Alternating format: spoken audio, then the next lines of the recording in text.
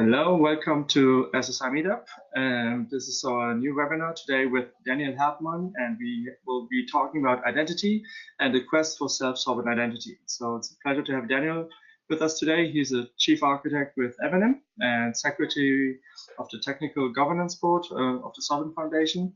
And this will be a really interesting session where Daniel will explore many of the things that are important for identity and how this leads to self-sovereign identity. And I think his compressed knowledge will be shown here, and everyone will be able to benefit from that. In the next slide number 2, I'll be sharing with you some of the things that we are trying to do here at SSI Meetup. Number 1, of course, is to empower a global SSI community. That means that everyone, companies, groups of people around the world, organizations that are interested in SSI can participate and use this material, because basically all the webinars we're doing and all the presentations that are being shared will be shared with everyone in an open way, so everyone can collaborate. And all this content is shared with the Creative Commons by share alike license, which basically means that this is an open source thing, and open source means that you can reuse it and for your own purposes and to create your own things locally. We just need to credit Daniel in this case for sharing this material and SSI Meetup, and then you will be able to use it across the world, which hopefully you will do, because that's the whole purpose of what we're doing here, because we want the global SSI community to grow. And that's all about as an intro. And now I give the floor to Daniel. For any questions, please interrupt any moment. I'll be managing any questions coming up. And as they come up, I'll be sharing them with Daniel so that he can answer them. So Daniel, welcome to the floor, and here you go. Thank you. Thank you for coming, and I hope that this is a profitable use of your time. Self-sovereign identity is something that matters a lot to me. I've been doing software development of one kind and another for about a quarter of a century now, and I've been in various industries. A lot of my time I've spent in enterprise software, and I've worked with supercomputers and big data and various other interesting areas, cloud technologies. But I have kind of a personal connection to self-sovereign identity, and I'd like to talk about that for a minute before I jump into my slides. My wife and I adopted 2 children from Haiti, and we went to Haiti to meet these children, and it was really quite a profound personal experience. I'm glad that we had that opportunity. I'm glad that we were there in their world before we brought them into our world. And I became very aware of just how vulnerable people can be when identity is something that other people control. One of the children that was there in the same environment as these 2 children that we adopted ended up being kidnapped and held for ransom. And of course, identity is absolutely at the crux of how a criminal could do that kind of a thing. And giving people an identity that they can truly control and that evil people can't take away from them is a profound good that can be done in the world. And of course, there are first world use cases for identity everywhere we look as well. But I just wanted to note that self-sovereign identity is not just a nice thing, and it doesn't just make business sense, although it is those things. And it does make business sense, but it's I consider it a human imperative, and so I have a lot of passion around the topic. So I'd like to begin by talking a little bit about what we mean by identity at all. And if any of you have attended a webinar that I gave recently in the Hyperledger Foundation, I did cover some of this same material. I will be diverging from that at a certain point in my presentation, but there will be some things here in common. So think about what identity actually means for a minute. And I don't want to talk about it just in a philosophical way like, was it Pascal that said, I think, therefore I am? But I do want to talk about the practical consequences of identity and the practical manifestations of it. And I'd like to suggest that identity is a rich, maybe call it a multidimensional thing. One dimension of identity is our relationships. So you may have a relationship to siblings. You may have a relationship to your business as an employee, to your national government as a citizen, to your neighbor or somebody that you've met as a friend. All of those are different relationships, and all of those are, I think, a way to say it, they're manifestations of your identity. And you should be in control of those manifestations of your identity. And in this way of looking at identity, it would be fair to say you are who you know. Now, that's not the only way that we think about identity, but it's certainly an important one. Let's think about another aspect of your identity. This is the data about you. You are your data. In this perspective on identity, the things that are ingredients in describing your identity are things like your facts of birth, your credit history, your education, your health records, where you currently work, how you spent your money, what you put on your tax return. All of that kind of stuff constitutes attributes about you, and we could say that kind of information is identity information. So you are your data in a certain sense. Now, this is a third view on identity, and it's one that doesn't often get brought up, but I think it's also just as important. And this has to do with delegation or proxying or representation. We all use things to represent us. Sometimes the thing we use is the email system that we use to send information to our friend across the world. And if that email system misrepresents us, we get phenomena like spam. And so you could have a friend receiving a message that purports to come from us, but it really doesn't. So we use technology to represent us, and we use people to represent us. When we hire a lawyer, the lawyer represents us and acts on our behalf.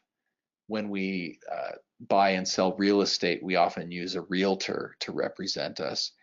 And there are other forms of representation that are more subtle, or maybe we just don't think about them quite so often. But when a parent registers a child for school, the parent is representing the child, acting on their behalf. And so this is a dimension of identity that we kind of take for granted, and it may be a little bit invisible to us, but it's an important one, because we would like to have the ability to control how representatives act on our behalf. And as far as, let's say, let me go to the case of a school and a child and a parent.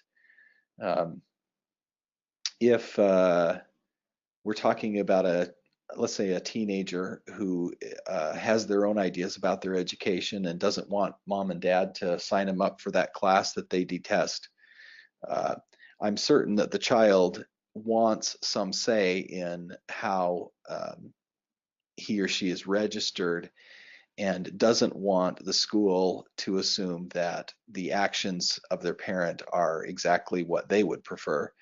And there's a tension there, right? Because obviously parents need the ability to guide their children, but children also need some independence. So it's a complex, rich world on this dimension, and we need to think about that world in addition to the other two dimensions I've talked about as it relates to our identity. And before I leave this slide, let me just point out that all of us use software as proxies or agents or representatives of ourselves too. And I began with the example of email, but there are maybe more interesting examples. If you buy things on eBay, then eBay is representing you to the seller and representing the seller to you, and in that sense is acting as an agent or go-between When you send cash to one another with Venmo, same kind of a phenomenon occurs. And so we need to think about both the software and the people in this dimension. So if you put those all together, you see that identity manifests in all these things, and that you are kind of at the center and manifest across different positions in all of these axes, and create, there's a three-dimensional space that becomes possible here. Now, let me just stop for a minute and make an observation.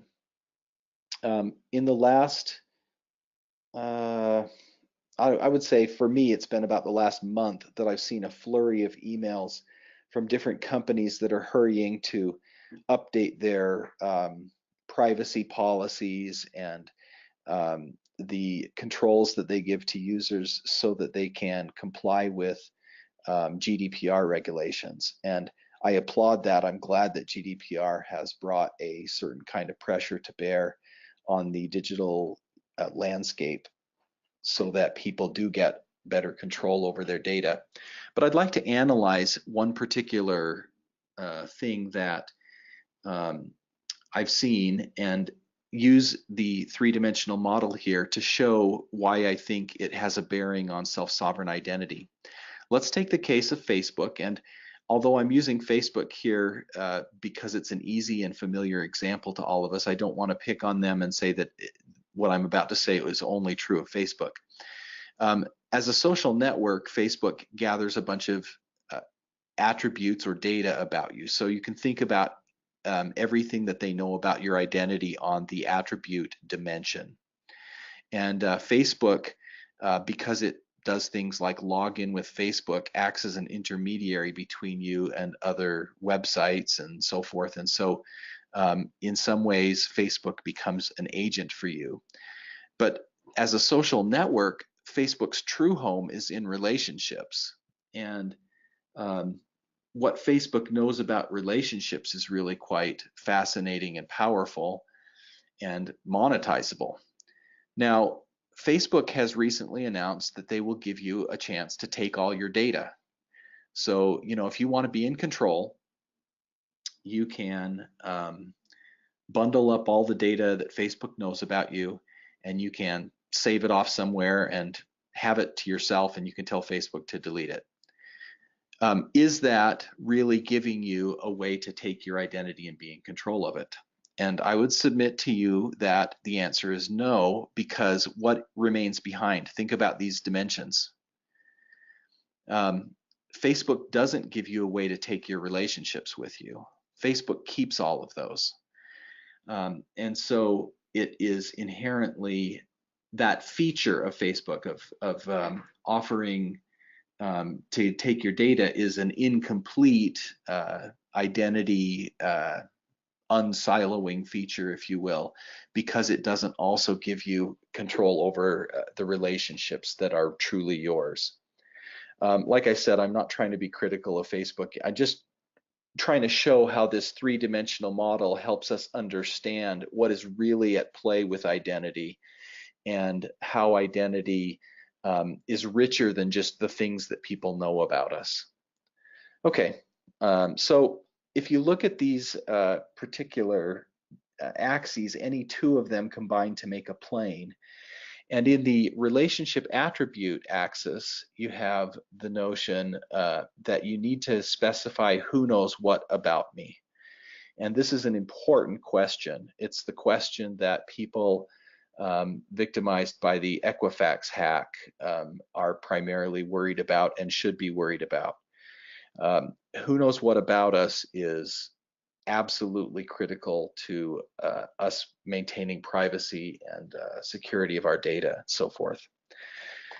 The relationship agent plane or agent relationship plane is a little bit different question. This is about which proxy can represent me where. So although a lawyer can represent us in court, we don't necessarily want a lawyer to represent us in proposing marriage to our loved one. And although a doctor can represent us when, you know, ordering a prescription on our behalf or a medical procedure on our behalf, we're not really wanting the doctor probably to decide whether to unplug us from life support. We probably want to be represented by our loved one when that kind of a decision gets made, and so forth. So deciding which proxy represents us in which circumstances is a big deal. And many of the solutions that I see to identity out there today are very weak in this plane. They let you specify that you have a proxy, but they don't let you control in a very rich way the limits of that proxy. And as a result, you run risks of proxies kind of going off the rails. The third plane here is a plane that we don't think about very often, but it is just as vital, and that is which proxy can share what about me. So a doctor might need to share our medical records with a hospital, and we need to authorize that. And in the United States, at least, if you go to one doctor and then you want to involve another doctor, you, the patient, have to authorize the first doctor to share information with the second doctor. That's good. But we don't want the doctor who knows medical information to share all of our information. We want to have the doctor only share the parts that are medically necessary. And so we want to be able to distinguish and have granularity of control in this plane. And the same thing is true with, let's say, let me go to the software example of eBay again. We share with eBay things like our credit card number, and we assume that eBay doesn't share our credit card number with the seller, but rather fulfills the payment mechanics and then transfers the money to the seller, and insulates the two parties as much as possible so that they don't have to know more about each other than they should. So all of these planes are important, and there are decision points that are in three-dimensional space above all of the planes. So if you imagine the following kind of question, you say, I would like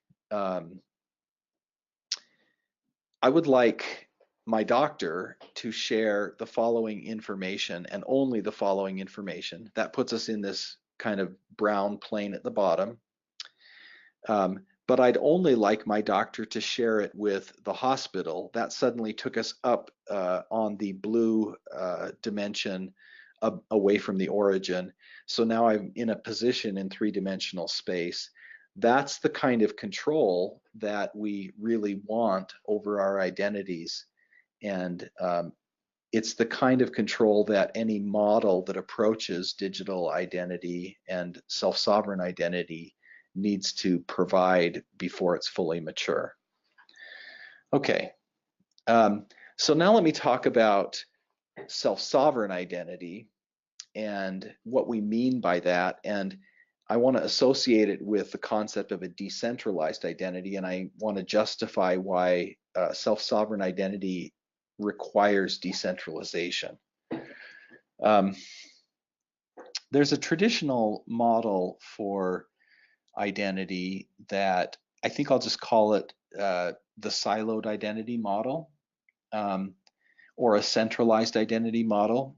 In this kind of a model, this is the one that all of us use all the time. You have an organization who creates an account for you. And this organization could be your federal government, where you have an account of some kind as you pay your taxes. It could be your employer who creates an account for you on the day that you're hired, and then you use that account and log in so that you can interact with systems inside the organization. It is all of the big websites that all of us are familiar with, Google, Microsoft, Amazon, Facebook, Apple.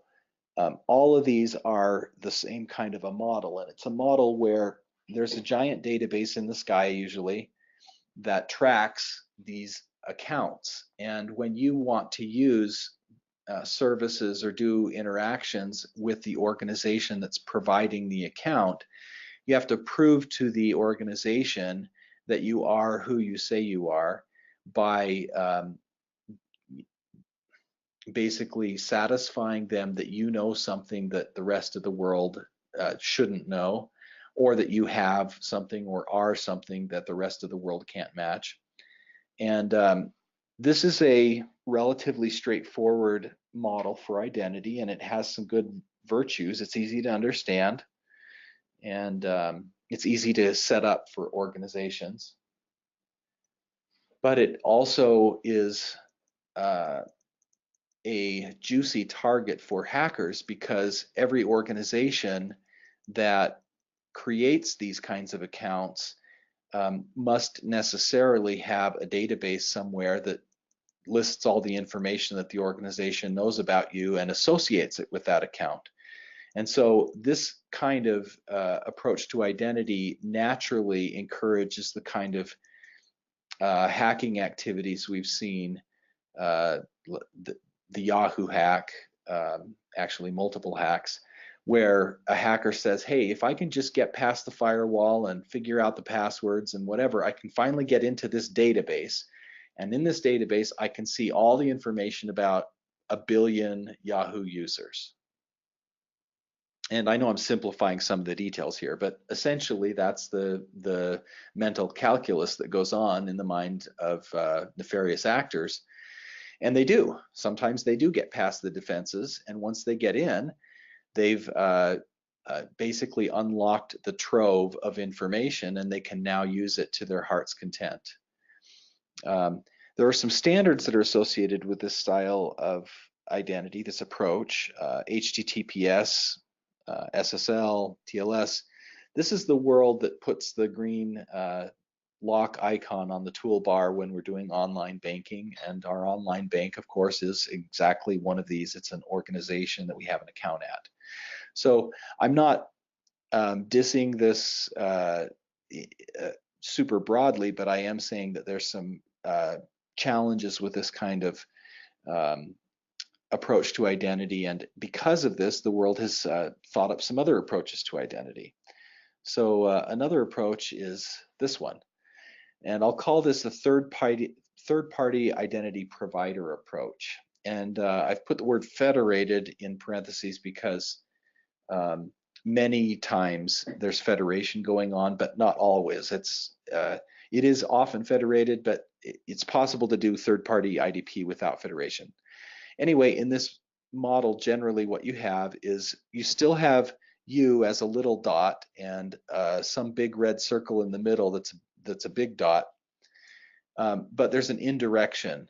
So the identity provider knows about how to interact with many different systems, and you come to the identity provider, prove who you are. The identity provider then essentially tells the organization, which trusts the identity provider, that you are a bona fide user with the following username or whatever, and the organization accepts that assurance and lets you in. And there's some nice things about this. This gives you the opportunity to do things like single sign-on. And so where in the original model, every single organization that you want to interact with, you have a separate account for, and you end up having hundreds of accounts. In this model, you may have less of those. And I was an employee at a Fortune 100 company in the United States that implemented single sign-on at one point in my career, and I was very relieved as an employee to suddenly be able to cross off about 50 different systems that I had separate logins for, and be able to log in at one place and get access to all 50 of those systems. That's great. So nice benefit there. That benefit comes at the price of some complexity, but sometimes that complexity is worth it. There's something about both of these models, though, that I really would like to emphasize. What direction is the arrow in this model, and what direction is the arrow in this model? And the answer is it's you going somewhere, but there's no arrow coming back, and there's kind of a subservient relationship in both cases.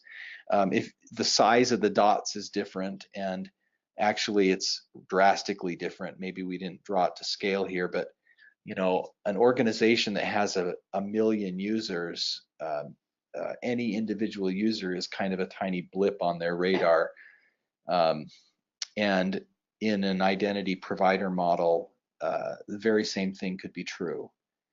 And there's not a lot of assurance flowing the other way in the trust. So you could log into the identity provider or the org, and if there were a hacker somewhere in that chain that were able to intercept what you were doing, you wouldn't know that, because it's the org and the identity provider don't consider it a big deal to prove to you who they are. It's mostly about you proving who you are. It's not a peer relationship, and it's still captive. All of the data about you is held still in other places. It's not something that's owned by you. And there's some standards that go along with this kind of a model, OpenID and OAuth and SAML, and those are good standards. They do good things. But even this model still has its challenges, and so let me talk about an evolution that I'm excited about, and this is a decentralized model.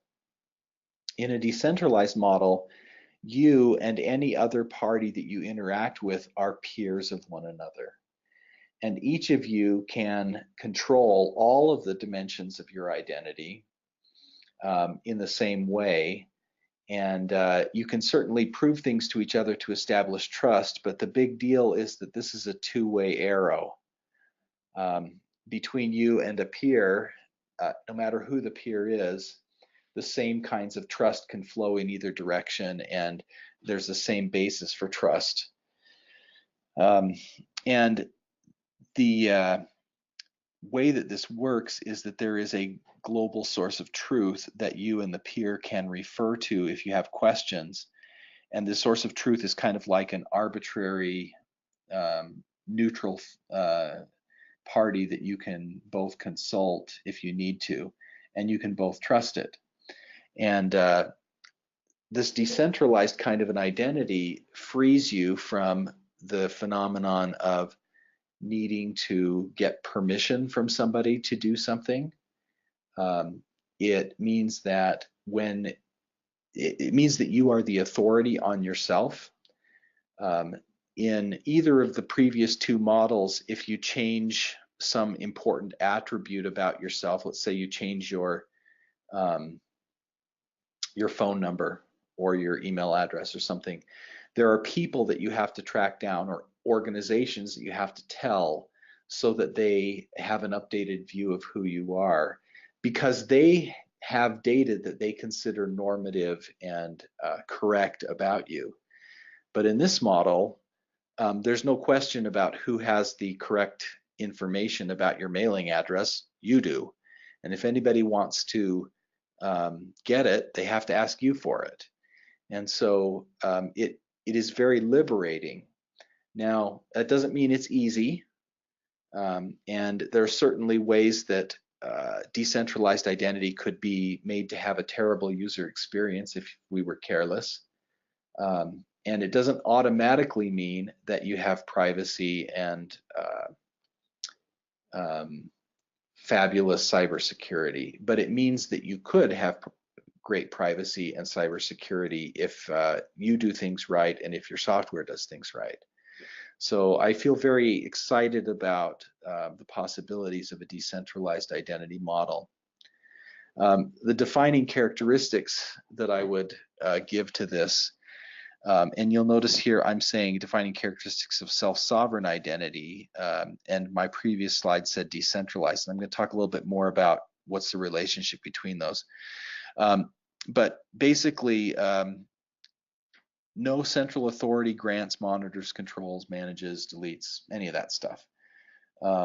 You are in charge, and you can decide how and in which context you want to use any of the stuff about you. So it means that you have kind of a bring your own identity experience available to you, that other parties that participate in the ecosystem are not constrained to accept your identity, but you certainly have the power to carry it around with you and offer it and use it in as many contexts as the ecosystem offers.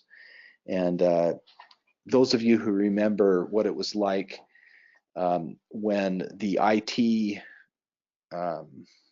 industry started grappling with bring your own device as a phenomenon, people wanting to use their own personal cell phone inside of a corporate firewall, and people wanting to use their own laptops and tablets and all these things. At first, IT pushed back very hard against this and said, no, if you're doing corporate stuff, you have to use a corporate device. But pretty quickly they realized this was a losing battle, and BYOD, bring your own device, kind of became a thing, and there were seminars and talks and books written about how to deal with this wisely and so forth. And I think now it's become very common.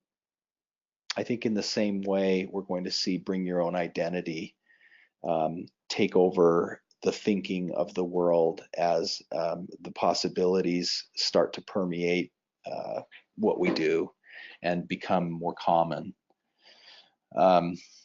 So let me now talk about, I promised that I would, I've got one more slide, then I want to talk about self-sovereign identity versus decentralized. So in this kind of a world where there are peer identities that have to exchange strong assurances and build trust with each other, but they don't rely on a central authority to give out the trust, there's 4 different places where we need standards to help us. And there were standards on all the other identity models. So here, the analogs to those standards, the first one is DIDs, distributed identifiers, or decentralized identifiers. There's already a spec that's been written, and it's W3C work. And so the work to create a distributed identifier, a DID, is kind of foundational, and everybody who is doing decentralized identity, I claim, needs that foundation. They could implement it differently if they didn't like the W3C spec, but they basically do need a way that you can identify things reliably without coordinating and without having a central authority grant identifiers out. The second thing you need is DKMS. DKMS stands for Distributed Key Management System. And this is like key management as done in, let's say, for those of you who do a lot of work with SSH and Keybase and tools like that, where you're using GPG keys, using PGP to authenticate yourself to the world, but instead of having one key and putting it in one centralized place, you have many keys, and you have to manage their revocation, their rotation, their granting and creation and lifespans and all that kind of stuff across many devices. That there needs to be a spec and a standard for that, and there's some work that's been done on that. If you're interested, we can talk about it later in the presentation. Then there needs to be a way that you can use DID to authenticate reliably between two parties. That's the did auth box here. And lastly, there needs to be a standard for what we call verifiable credentials. This is, how do you prove to somebody that you truly do have a driver's license and you truly are over a certain age, and you truly are a citizen of a particular country, and you truly are authorized to work here, and you really did have a college education, and all the things that today we prove to a central authority in a siloed identity system, and then they just assure any other party that's working with us, yeah, you can trust that. How would we prove that without a middleman? How would you prove to, if you want, imagined a future incarnation of Uber where you have people willing to give rides and people willing to pay for rides, how can they come to trust one another without a middleman telling them that the driver has given 3,000 rides and has an average score of 4.7 stars and all that kind of stuff? There needs to be a way to do that that's decentralized. So these are the kind of foundational standards in a decentralized world. Now, let me talk about, I'm feeling like I want to skip forward in some slides for just a minute. Let me just, I want to skip to this slide. This is about the differences between a decentralized identity and a self-sovereign identity. Something is self-sovereign if we really are in charge of it, if we are our own sovereign. If we're the king or queen of our own universe, then it's really a self-sovereign identity. And it's possible to be decentralized without being self-sovereign. And here are some ways that that might happen. So one of the things that could interfere with the goal of being truly self-sovereign is that we may not have adequate control. So let's say that we have kind of a decentralized identity model, but the data about us is held in a cloud that somebody else owns. Now, depending on the degree of control they exercise over it, that may or may not be acceptable, but we should be, there should be maybe a little warning alarm going off in our brain if we start talking about putting data in places where other people are in charge of it or controlling it to a substantial degree. And in fact, GDPR regulations recognize that role of a data controller, and there's specific definitions around what it means to be a controller, and when you meet that definition, you get new legal obligations. And so if you build a decentralized identity system that puts somebody else in control, you have given away some of your sovereignty. I have seen a number of people excitedly talking about blockchain and identity and imagining that there is a key for your identity, and they imagine that this key exists on many different devices and you copy it around.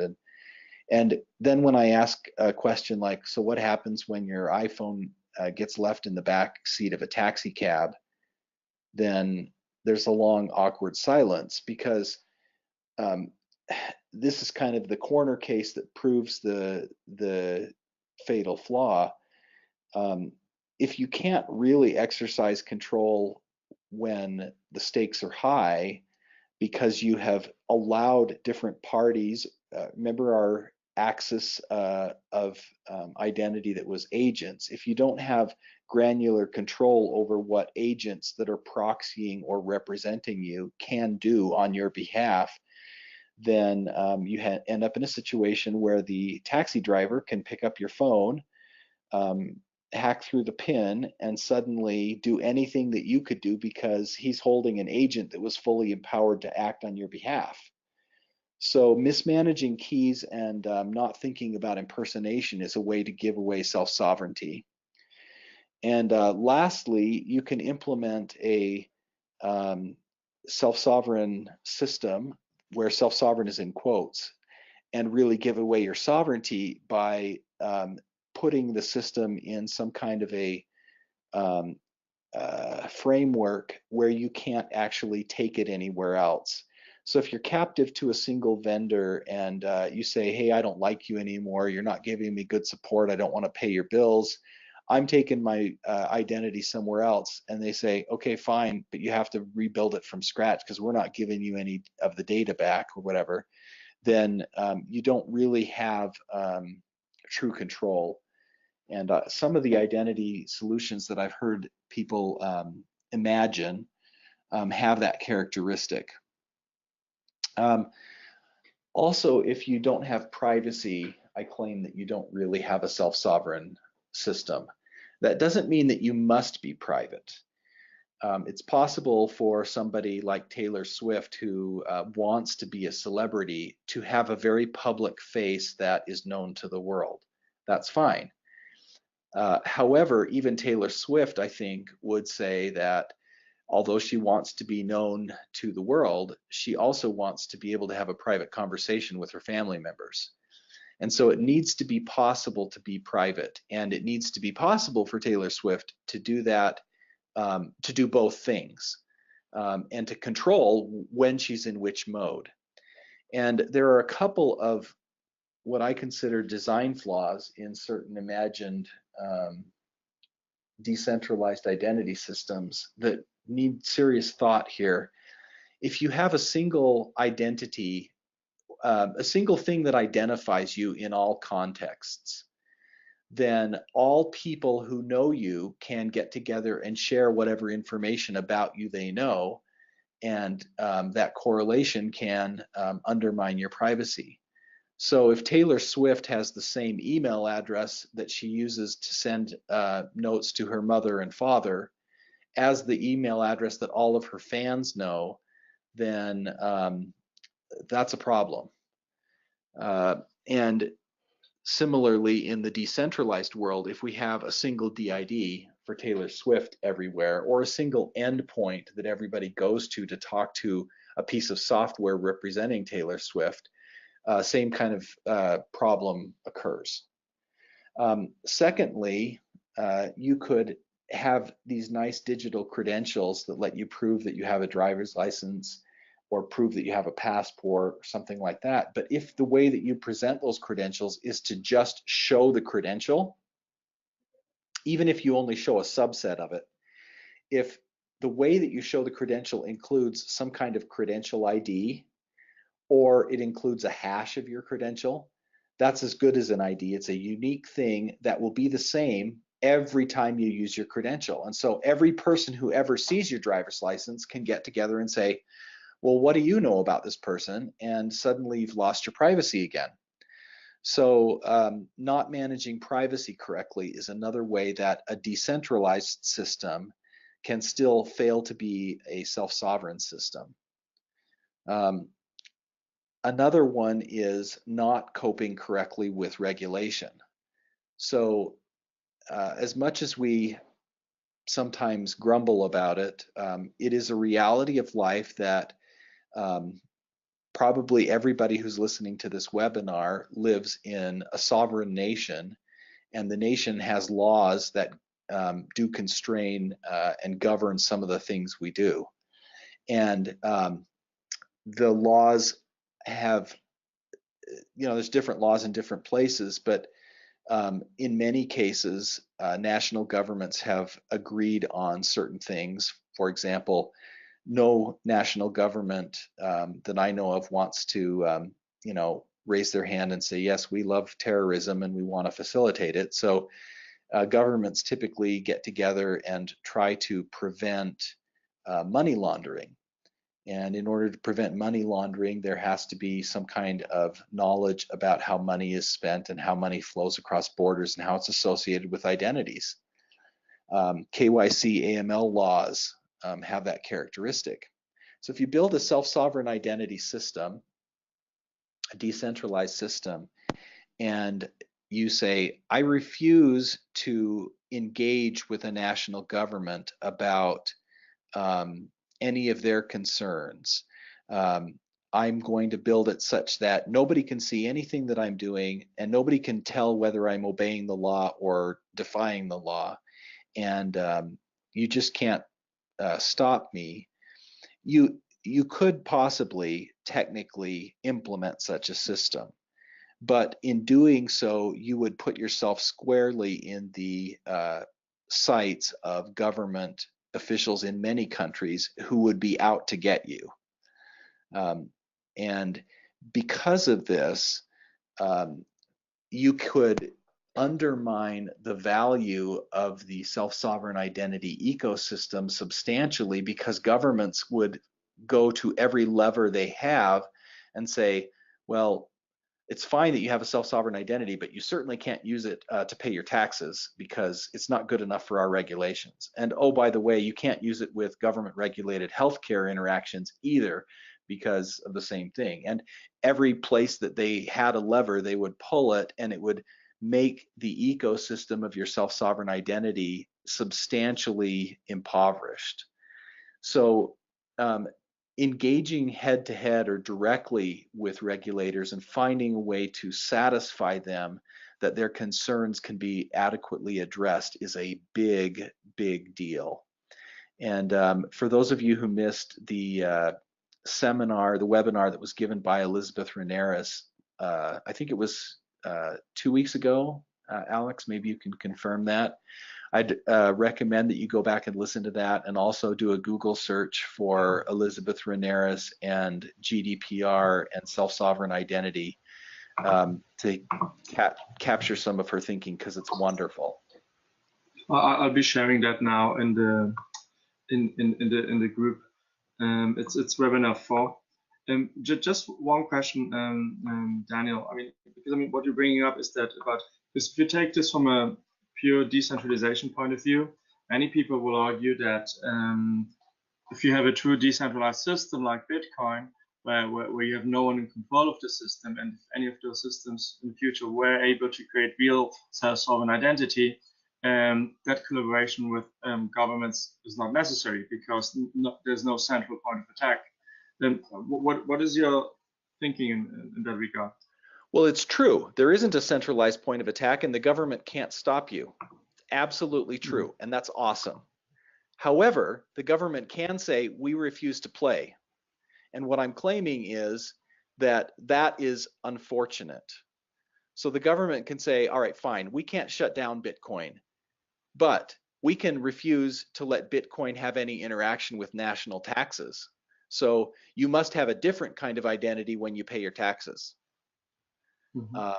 And you must have a different kind of identity when you pay to register your car, and you must have a different identity when you satisfy the demands of national healthcare record keeping or whatever. And when the government does things like that, because it views this censor-resistant but totally private network as being counter to its purposes, it sets up a dynamic of hostility, and I think that is not really good for a true self-sovereign identity system.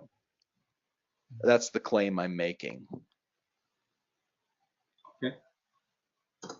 I think it's a debatable point. I mean, you could say it's so important that we have independence from governments that we don't care if the government doesn't like it, and we're willing to, live without. Fine, we'll satisfy the government however they require, but we're going to take the rest of our identity and go do cool stuff. And I think you could accomplish some cool things that way. I'm not down on that, but I think it's a little bit short-sighted, because governments are real, and like it or not, they do influence our day-to-day lives, and we would be better off if we could make the governments happy instead of wanting to censor us, is what I'm really claiming. Anyway, I think there's just one more slide on this, the more challenges between self-sovereign identity and decentralized. These are some other ways that things can go off the rails that I don't want to talk about in great detail, but if you build a system where there's substantial cost to maintaining a decentralized identity, you could probably claim that it's not self-sovereign because people couldn't afford to use it. At least a certain category of people might not be able to.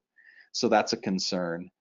If it's not easy to use, it becomes a hurdle for adoption, and I think in some ways the world of PGP that's existed for many years, which is technically elegant and powerful, but it's certainly not something that the average person can comfortably use, suffers from this disadvantage.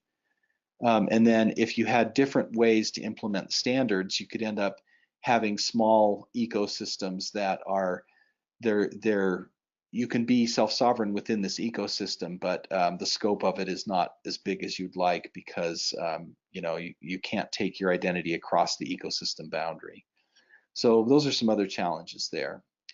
Now, let me go back to the other slides that I skipped over for a minute and talk about how you actually build a self-sovereign identity ecosystem technically.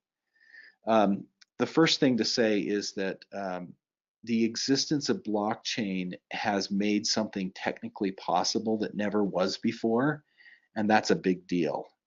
Up until 10 years ago, we didn't have a technical answer to the question, how can I have a source of truth that isn't under central control?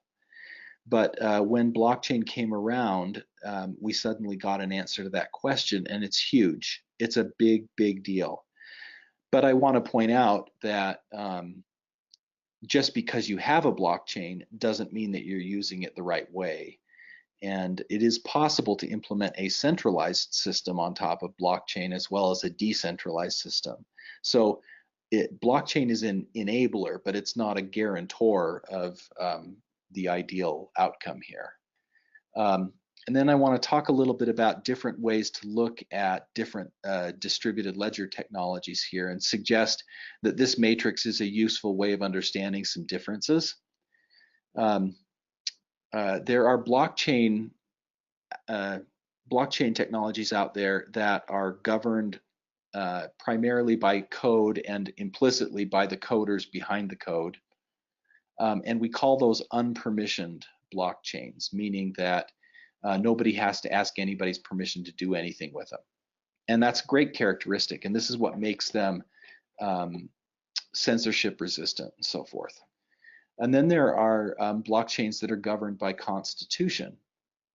And what this means is that somebody's actually written down the rules of how the ecosystem is going to work, and everybody who uses it signs up to follow it. And these are what we call permissioned blockchains. And then there's this other way to look at things, and this is about whether the blockchain is owned or not. So if the blockchain is owned, we call it a private blockchain. There's a world that the owner sets up and manages the way they like, and typically it's a kind of an exclusive club, and there's reasons for these. And if the world is not owned, but rather it's kind of championed, you might have 1 or 2 or 3 or 4 players that say, yeah, like in the case of Ethereum, we love Ethereum, we want to help the world adopt it, we're going to contribute a lot of code to it or whatever, but it is open source and anybody can do what they want with it. Then you have this right-hand column where it's public. So you have important blockchain efforts going on in all 4 quadrants of this. And I'm not trying to make a big value judgment about which one is which, but I thought it was useful to put these up here so that people could see what are some kind of important differences among the different technologies that you've heard of in the past. When you're unpermissioned, as I said, you're governed by coders, and typically unpermissioned ledgers use a proof of work, which is a mathematical computation that people can't fake, because you don't get the right answer unless you go through the actual work of doing the computation. And it's this computation that's the basis for fraud prevention. And because you're doing serious computation, you've accepted a bargain that you will have to deal with some scaling challenges. That doesn't mean that scaling is an unsolvable problem, but it is going to be a problem you're going to have to grapple with, because you are burning CPU cycles to do certain work. And the scale and latency then, in addition, you have some challenges sometimes around volatility of cryptocurrencies. And as I mentioned earlier, some challenges around regulation. It's both a plus and a minus. Because you're censorship resistant, the government can't shut you down, but because you're censorship resistant, the government is worried about what you can do, and so you get government regulators looking for ways to stop you. Governing by constitution has different bargains. You tend to be more fast, you tend to be more scalable, but you're not censorship resistant. And your constitution can be written in such a way that you can accept certain kinds of government collaboration. If the government says, you know, can this thing become possible? Can we make such and such a thing visible? You could say, well, we'll write into our constitution something about the rules of how that could happen. And then you have a trade-off, right? Some people will say, oh, I like that. And other people say, I hate that in the constitution. I don't like this ecosystem. And so they walk away. So it's there is no perfect answer that makes every problem vanish, but just a different bargain. I think with this, I have some other slides, but I'm going to stop here and just on this slide. I've been working primarily from the world of Hyperledger Indy, which is an initiative that intends to provide a blockchain for people who want to do self-sovereign identity correctly. And there are other wonderful blockchains as well, but if anybody's interested in Indy, feel free to reach out to me and I'll be glad to provide more information. I think I'll just stop there. Okay, but Daniel, I mean, like there was no question coming up now, but just, I mean, couldn't you imagine a world where people would use? I mean, let's assume that in the future we have identity on the public blockchain and on the private blockchain.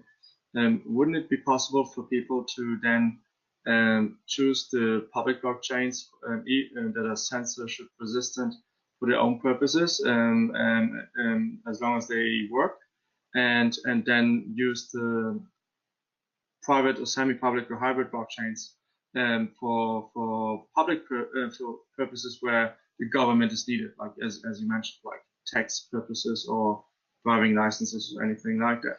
So sure. In that scenario, they would just coexist as part of a global SSI system, right? It would be possible to do that as long as these two different blockchain ecosystems had agreed on the ability to have data flow between them or represent them in standardized ways and so forth. If you don't do that, then you may end up, you might not be able to cross a boundary very conveniently, but if you do have some standards, then that boundary crossing could be practical, and you could absolutely, you know, imagine a hybrid world. Okay, excellent.